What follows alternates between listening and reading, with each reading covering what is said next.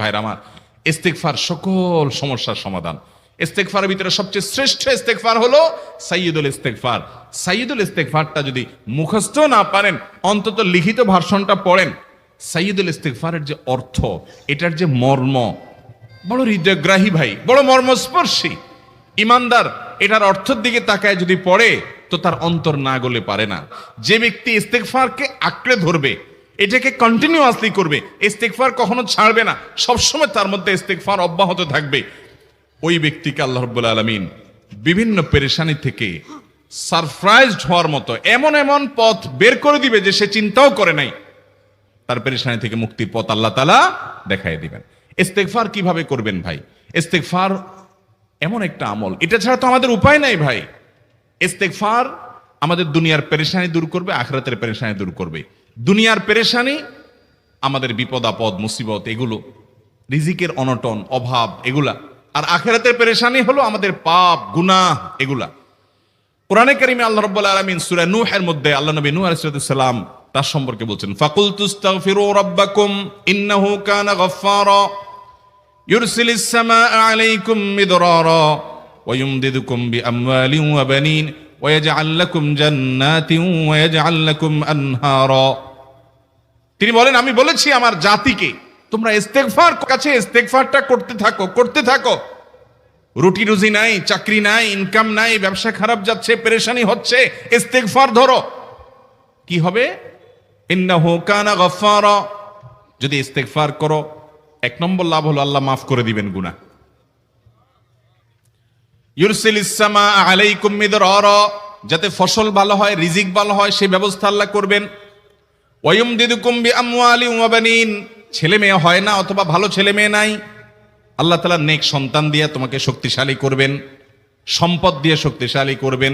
ওয়া ইয়াজআল লাকুম জান্নাতি ওয়া ইয়াজআল লাকুম আনহারা, আল্লাহ তাআলা প্রসবন দিবেন, ফসল দিবেন, বরকত দিবেন রুজিতে। কিসের মাধ্যমে?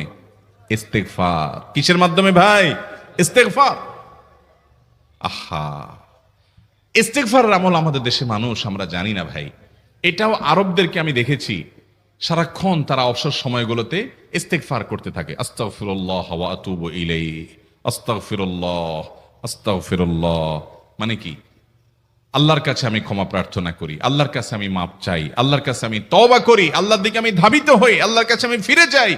আস্তাগফিরুল্লাহ, আস্তাগফিরুল্লাহ। আপনি বসে আছেন নিরিবিলি, ভাইরা আমার, এখন আর নিরিবিলি বলতে কোনো সময় নাই, এখন আর ফ্রি টাইম নাই, এখন আর আমাদের অবসর টাইম নাই। আস্তাগফিরুল্লাহ কখন বলবো? মোবাইল টিপতে টিপতে টিপতে টিপতে, ফেসবুকে নোটিফিকেশন দেখতে দেখতে দেখতে, লাইক কমেন্ট গুনতে গুনতে আমাদের এখন কোনো ফুরসত নাই।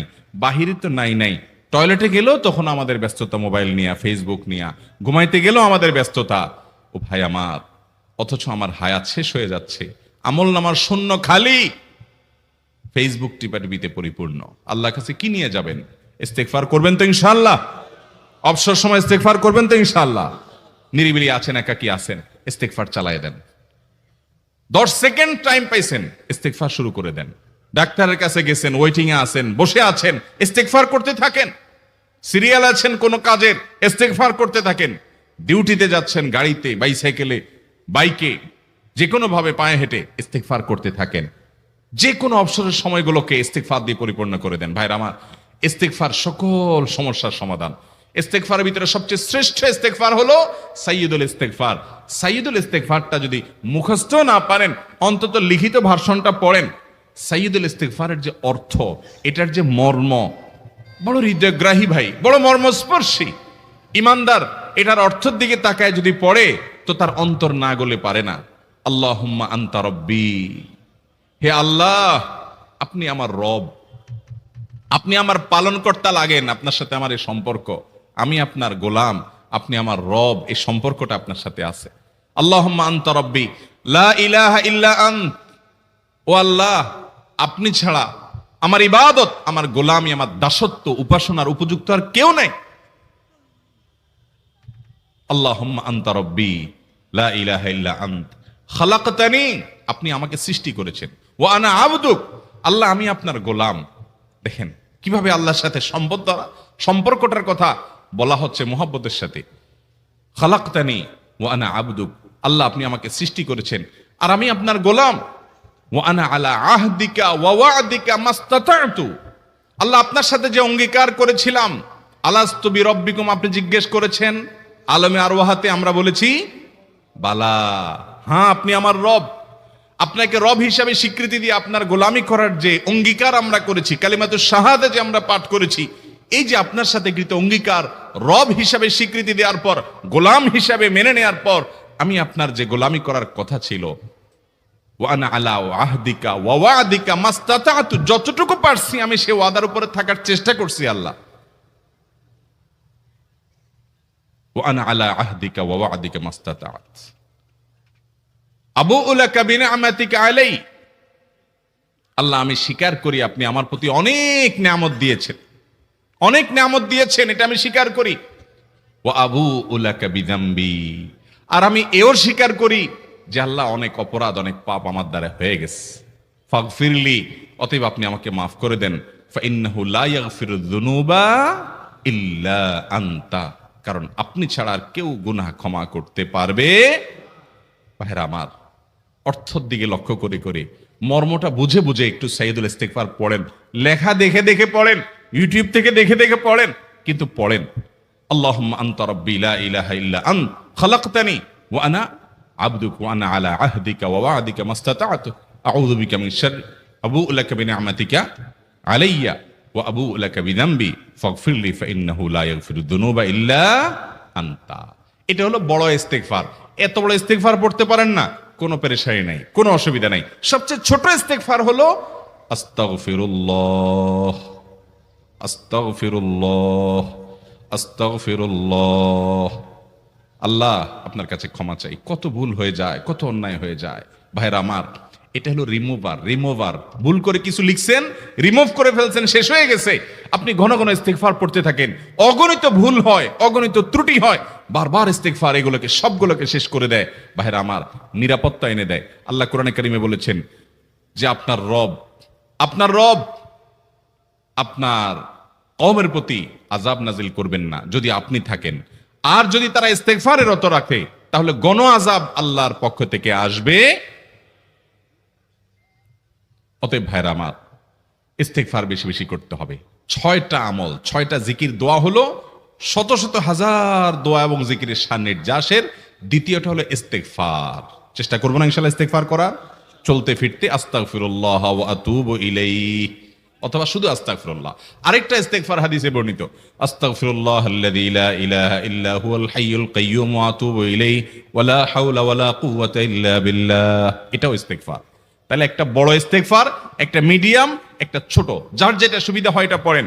বড়টা হলো সাইয়্যিদুল ইস্তিগফার, সবচেয়ে শ্রেষ্ঠ ইস্তিগফার যেটা হাদিসে বর্ণিত হয়েছে। সাইয়্যিদুল ইস্তিগফার নবীজি সকাল সন্ধ্যা পাঠ করতেন, বিভিন্ন সময় পাঠ করতেন, রাতে পাঠ করার কথা বলতেন। সাইয়্যিদুল ইস্তিগফার পাঠ করলে আল্লাহ রাব্বুল আলামিন ওই দিনে, ওই রাতে, ওই ব্যক্তি মারা গেলে তার সব গুনাহ খাতা মাফ করে তাকে জান্নাত দিবেন ইনশাআল্লাহ। অতএব ভাইরা আমার, সাইয়্যিদুল ইস্তিগফার সবচেয়ে বড়, আস্তাগফিরুল্লাহাল্লাযী লা ইলাহা ইল্লা হুয়াল হাইয়ুল কাইয়্যুম ওয়া আতুবু ইলাইহি ওয়া লা হাওলা ওয়া লা কুওয়াতা ইল্লা বিল্লাহ। এটা হলো মাঝারি ধরনের। আর সবচেয়ে ছোট ইস্তিগফার হলো আস্তাগফিরুল্লাহ ওয়া আতুবু ইলাইহি। তাহলে 6 আমলের কয়টা গেল? 2টা। প্রথমটা হলো দুরুদ, আর দ্বিতীয়টা হলো ইস্তিগফার।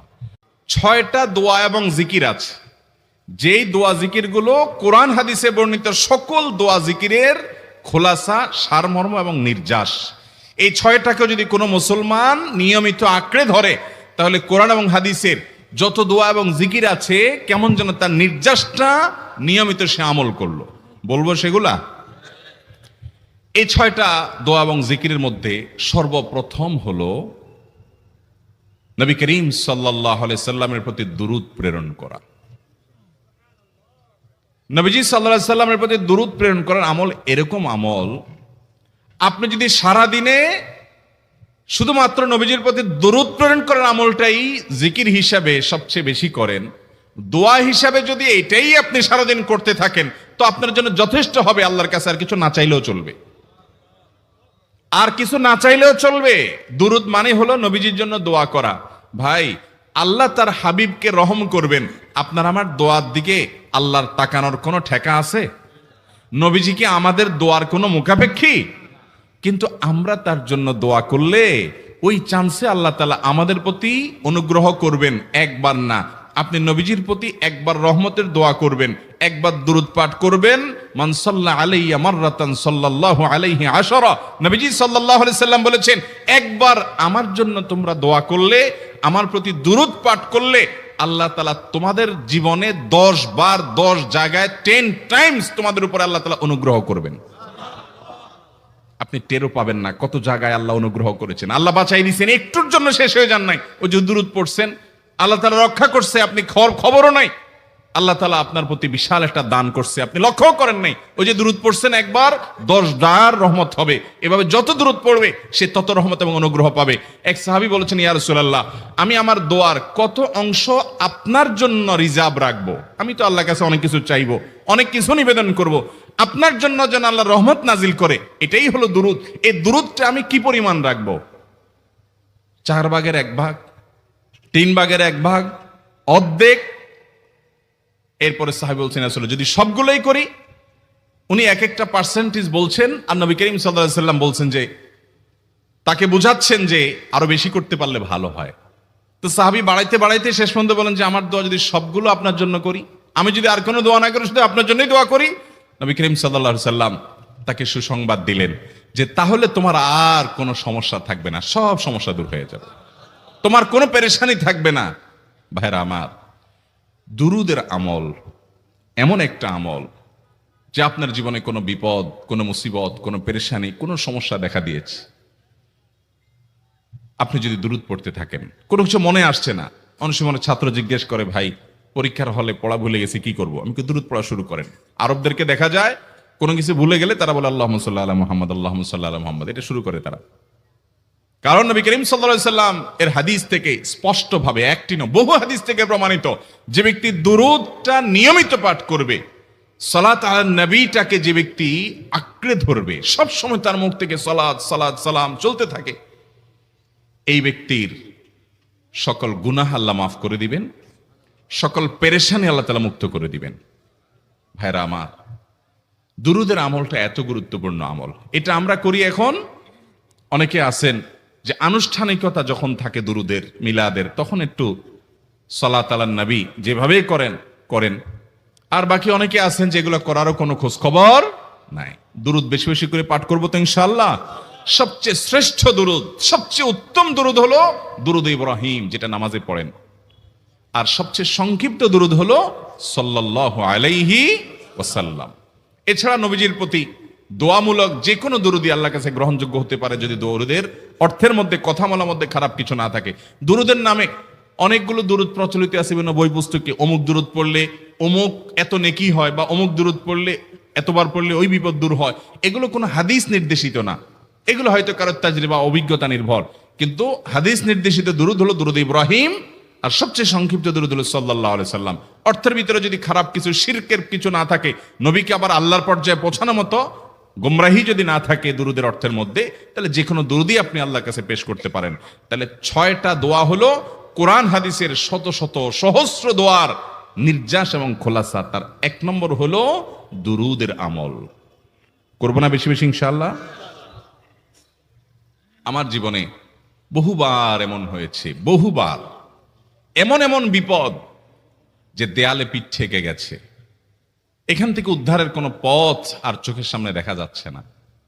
আমি এই আমলটি, এর পাশাপাশি ইস্তেগফারের আমল, যেটা 2 নম্বরে বলবো আমি, এই 2টি আমল কন্টিনিউয়াসলি করে গেছি, হরদম প্রতি নিঃশ্বাসে নিঃশ্বাসে, বাস টয়লেটের টাইম বাদে বাকি ফুল টাইম এটা দুরূদ এবং ইস্তেগফার অব্যাহত রাখছি।